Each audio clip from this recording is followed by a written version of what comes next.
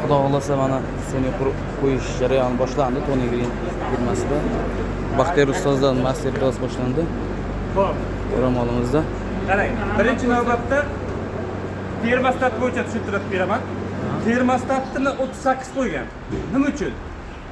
Ko'pincha savol tug'iladi-ku, 36 bo'lish kerak, 37 bo'lish kerak, 38 bo'lish kerak. Sigir agar kuyga kelgan, aytaylik kelganiga 4 soat, 5 soat bo'layotgan bo'lsa, buning grasi past bo'lishi kerak. Buning kuyga kelganiga bu qatalar sikl boshlanganiga 12 soat bo'lgan o'sha. Bu otalanishga tayyor. O'shaning uchun 38 bo'lyapti. Sigir normada kuyga kelgan sigir normadan 1-1,5 gradusgacha yuqori bo'ladi, temperatura yuqori bo'ladi. Buni yuqori qilayotganimiz spermani birdaniga uyg'otyapmiz.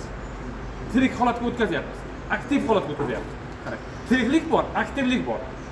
Hozir bu birdaniga aktivlikka o'tyaptiki, borgandan birdan o'sha urug'lanishga harakat qilsin degan ma'noda. Buni endi buni olyapmiz-da. Mana oddiy suv. Suvni gradusini mana ligirovka qilib turibdi. Avtomatik ligirovka qilib turibdi. Buni uchun pastga qo'yamiz.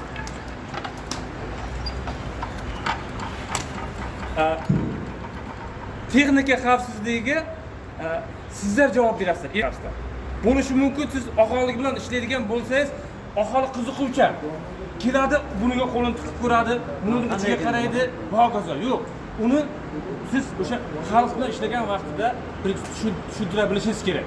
To'g'ri, siz o'zingiz yaxshi bilasiz, lekin u kishi bilmaydi. Shuning uchun mana buni ochgan vaqtida hech qachon birdaniga mana bunday ichkariga qaramang. Ya'ni o'sha yordamchingiz bo'ladimi, hamkasbingiz bo'ladimi, o'shani tushuntira bilishingiz kerak. Chunki bunda azot, suyultirilgan azot havo bilan reaksiyaga kirishadi. Reaksiyaga kirgan vaqtida u o'zidan portlash, oddiy qilib aytganda, o'shani hisobiga bu hosil bo'lyapti. Va sachrash hosil bo'ladi. Bu o'sha suyuq azot yuzga, ko'zga, qo'lga tegayotgan bo'lsa, sovuq urish bo'ladi. Ya'ni oddiy kuygandan 10 barobargacha kuchli jarohat yetkazib qo'yishi mumkin. To'g'ri, yaxshi tarafi bor. Masalan, o'sha qo'lga tushdi, masalan, buqqa kuydirsangiz, olovga kuydirsangiz, o'sha vaqtda pushakcha hosil bo'ladi. Bunda unday hosil bo'lmaydi. Siz sirasi bilan oqar suvga, oddiy suvga yuvib tashlasangiz, muammongiz hal. Lekin o'sha holatda turib qolayotgan bo'lsa, u yerda sovuq urishning hisobiga terida jarohatlar hosil bo'ladi. Shuning uchun bu ishlash texnikasida sizga ehtiyot bo'lish kerak. Mana shu holatda oldingiz qarang. Buni olganingizdan keyin mana olyapsiz, burab ko'taryapsizlar. Buni hamma yaxshi biladi. Tashqariga, mana shundan tashqariga chiqarish mumkin emas. Sababi tashqarida issiq, bu anafilaktik shokka kelish mumkin. Shuning uchun qo'lingizda maxsus masalan penset mana. Oddiy penset yoki zajim yordamida olyapsizda bir donasini olasiz. Bunisini olasiz. Mustaq qo'yamiz.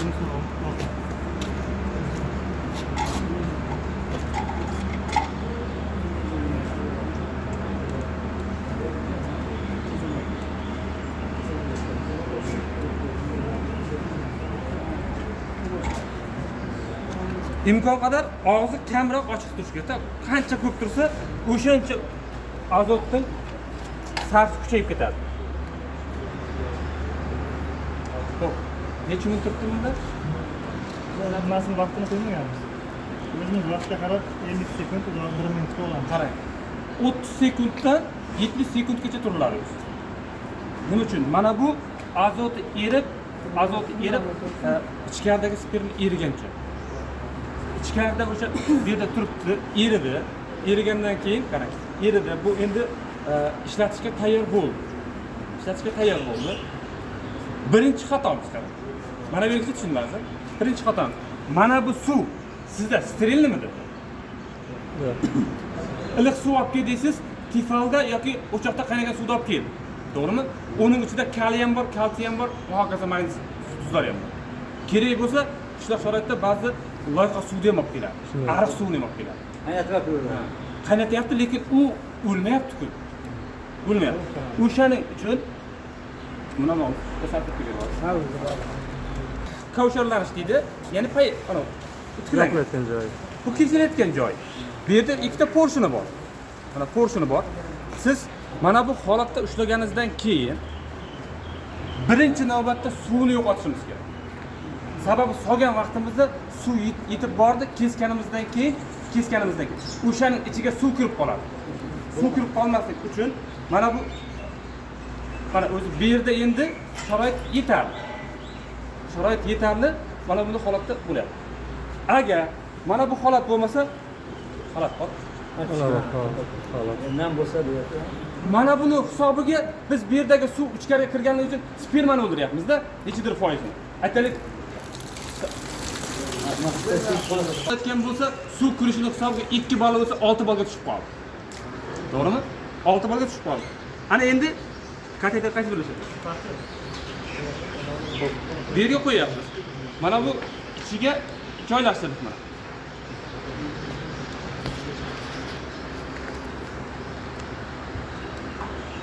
Ichkariga joylashtirdik. Xo'p, sizlarga maxsus kesadigan emas, qaychida kesaylik. Bunda kesayotgan bo'lsa to'g'ri kesib beradi-da. Lekin sizda o'sha instrument yo'q hali. Lekin bu qaychi hamma yerda bor. Hamma yerda bor. Bunda maxsus o'sha joyini qoldirish kerak. Nima uchun? Kirish kerak. Siz tagidan kesmaysiz. Mana bu holatda kesdingiz, qarang. Kesdingiz. Bu pochoq bo'lib qolyapti. Oddiy tilda aytganda, pochoq bo'lib qolyapti. Endi g'ilofchasini kiygizganimizda to'g'ri kirmas. Shuning uchun mana buni to'g'rilayapmiz. To'g'riladik. To'g'rilaganimizdan keyin endi mana bu g'ilofga juda ehtiyot bo'lishimiz kerak. Juda ehtiyot bo'lishimiz. Sababi, qarang. Bachadonning ichki qismi va qinning ichki qismi sterilni bo'ladi. Biz mana buni ichkariga kirgizib bo'ldik, qarang. Mana bu 20 santimetrga umuman qo'l tegish mumkin emas. Chunki havoda qo'lim harakat qilyapti. Yoki buni ushladim, badanimni ushladim. Mikrob bormi? Biz mikrob bilan ishlab qo'ydik. Biz yana shekamatga o'sha mikrob bilan tiqdik. U sperma mikrobga aralashib qoladi. O'sha uchun ko'plar mana unda kecha darsda ham aytdim, yelkasiga solib oladi. Ha, yelkasiga solib. Ha desa isib turadi deb. Bo'lmaydi. Harakat topinglar, isib turish nima kerak bor? Molda dezinfeksiyasini to'g'ri qilib, hozir biz kelguncha o'zlar ishlab yuribdiki, o'shaning uchun birdaniga molni dezinfeksiyasi qilib bo'lyapti. Keyin bunga o'tyapti. Shuning uchun birinchi molni dezinfeksiyasi qilib, keyin bunga o'tish kerak. Hozir suvni solmasak 2 ball o'lsa, biz mikrob tiqsak 2 ballni o'ldirsak 8 dan 4 qolyapti. To'g'rimi? Yana buni siz bachadonda ish qilyapsiz. Bachadonda ish qilyapsiz. Keyingi qoida qarang. Biz aytaylik monoservikal yoki rektoservikal usulda urug'lantiryapmiz. Rektoservikal usulda urug'lantirganimizda ko'plar xatosi to'g'richa orqali qo'lni tutib olib chekamatgan ishlaydi, orqasidan mul chiqadi. Buning asosiy chiqayotgan urug' chiqayotgan joy uch-ku. To'g'rimi? Uchi. Siz mana bu jinsiy lablarga tekkizganingiz uchun bu yerda sidib qoldik, axlat qoldig'i bor-ku. Bu uchiga to'ldirib qo'ydingiz-ku. O'zi 4 ball qoldirdik, 8 balllar. Bu bilan necha ball qoldi? 2 ball qoldi. 2 ball qolyapti. Ko'ryapsizmi? Bizning oddiy elementar xatomiz bilan sigirimizning urug'lanish foizi pasayib ketyapti. Qiyin emasmi mana shuni masalan sekingina mana jinsiylab shuni ochish. Oching mana o'zi toza. Sterilni holatda turibdi. Keyin mana buni ichkariga kirgizishimiz mumkinmi? Ichkariga kirgizaylik 1-20 santimetr. Bemalol qo'lda olib boraveradi. Unda o'sha biz kutgan natija jonni beruvchi tepada Alloh. Lekin biz amalimizni to'g'ri bajaraylik. Biz amalimizni to'g'ri bajarsakgina keyin bizda ayb bo'lmaydi-da. Biz o'sha yelkamizga qo'ydik, mana bunda ishqalab tashladik. Yana nima yomon? Urug' yomon. Nima yomon? Sigir yomon. Qachon bir o'zimizning aybimizni tan olishni boshlaymiz?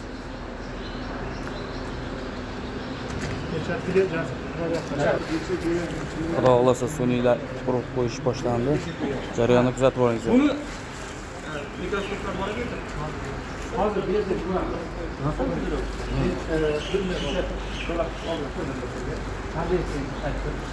Bu to'g'ri ichak orqali bachadon ishlanadi.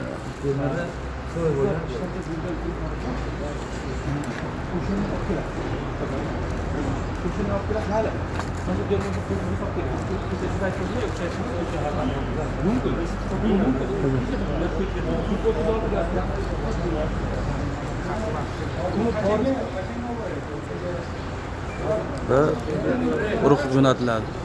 ishlab уже jo'natib berdingiz-a? Klitr qisiladi, urug' yaxshilab borishga. Klitr qisiladi, urug' jo'natilgandan keyin qarang, hayvonlarda ham Shuni bering-da. hayvonlarda ham jinsiy qoniqish degan narsa borda. Jinsiy qoniqish degan narsa bor. Ya'ni erkak hayvonni his qilish kerak bular. Biz inson bo'lganligimiz uchun hayvon bizdan o'sha buqani his qilmaydi. Uni his qildirishimiz kerak. Buydadagi barchadan bo'yicha shu ikamatga tur. Bu o'rtaliqdagi narsa suyuqlik. Biz o suyuqlikka tashlayotganimiz yo'q. Mana jinsiy labdan ochib, ichkariga sheykamatkani ichiga olib boryapmiz. To'g'rimi? Sheykamatga olib boryapmiz. Bu yerda turibdi bu. Bu suyuqlik feromon suyuqligi deyiladi. shunaqa. Vestibulyar bezlardan ishlab chiqaruvchi feromon suyuqligi bu o'sha erkak hayvonni jalb qiluvchi narsa. Bu birinchisi. Ana endi buning bu tarafidagi suyuqlik bor. Relaxing gaz. Relaxing. U spermaning harakatini yaxshilaydi. Spermaning harakati. Bu kuyga kelgan hayvonda bo'ladi. Masalan, hozir suyuqlikni tozalab tashlab, qo'l solsa, mana kirish anoqlari qo'g'irchakka zarar yetkazmasdan osongina bo'ladi-ku. Osonlashish uchun shunday qilsa bo'lmaydi deyapman. Suyuqlikdan foydalanasiz. Ay, uni ajratib olsangiz ham, olmasangiz ham otalarning aloqasi yo'q-da. Hozirgi bunday olganimizda ko'chada turgan shofyor mutaxassis. Xuddi shunday bizga uy tomoni muhim. Bu tarafdagi o suyuqlik bori yo'g'i kateterni baribir kuch bilan tirayapsiz. Bu olib tashlasangiz ham ziyoni yo'q, olmasangiz ham ziyoni yo'q. Chunki u qimning suyuqligi. Bu erkak Baxtiyor domladan master klasslar o'rganilyapti. Xudo xolasa, qoramollardagi sun'iy urug'lantirishdagi gigiyena qoidalariga amal qilish bo'yicha juda kuchli master klasslar aniqlab aytib o'tildi. Va qoramol sun'iy qo'yilgandan keyin, urug' jo'natilgandan keyin обязательно qindagi klitri massaj qilinishi shart. Chunki qoramollarda qoramol qoniqishi kerak. U yana qayta kuyga kelmaslik maqsadida. bu lekin shunda 3 barobar katta suyuqlik ichida bo'ladi. Suyuqlik qo'yapti. U nima uchun?